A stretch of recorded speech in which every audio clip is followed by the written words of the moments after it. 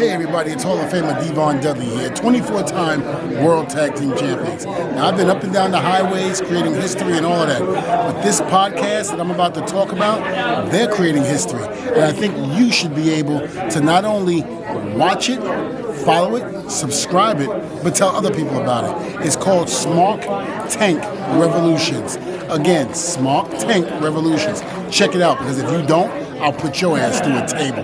Now testify. By 2016, WWE knew it couldn't rely on nostalgia forever. The Attitude Era was history. The PG era had run its course, and so began the New Era, a bold, ambitious reboot built on youth, diversity, and in-ring excellence. The New Era kicked off with a bang. WWE reintroduced the brand split, giving Raw and SmackDown distinct rosters, identities, and storylines. It wasn't just a programming shift, it was a creative reset. Stars like Seth Rollins, Roman Reigns, and Dean Ambrose, once the rebellious Shield, now stood as the faces of the company. Rollins became the architect, delivering match of the night performances.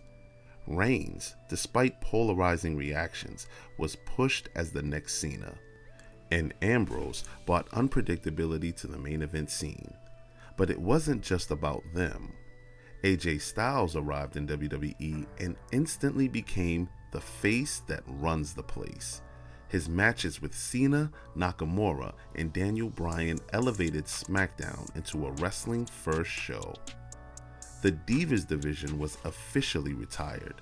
In its place, the Women's Evolution. Charlotte Flair, Sasha Banks, Becky Lynch, and Bayley, collectively known as the Four Horsewomen, redefined what women's wrestling could be. Becky Lynch's transformation into the Man in 2018 was lightning in a bottle. Her rise culminated in the first ever women's WrestleMania main event in 2019, where she defeated Ronda Rousey and Charlotte to become Becky Two Belts. It wasn't just historic, it was overdue. The women weren't just stealing the show, they were the show. Triple H's NXT became the breeding ground for the new era. Stars like Finn Balor, Kevin Owens, Sami Zayn, and Shinsuke Nakamura brought global styles and indie credibility.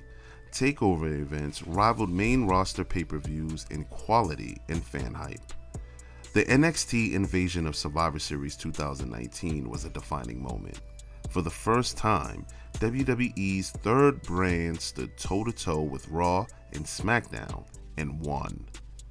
The Universal Championship was introduced, giving Raw its own top prize. Brock Lesnar's dominant reigns added legitimacy, while Goldberg's surprise return brought shock value. Meanwhile, Kofi Kingston's emotional WWE title win at WrestleMania 35, Kofi Mania, was a triumph of perseverance and representation.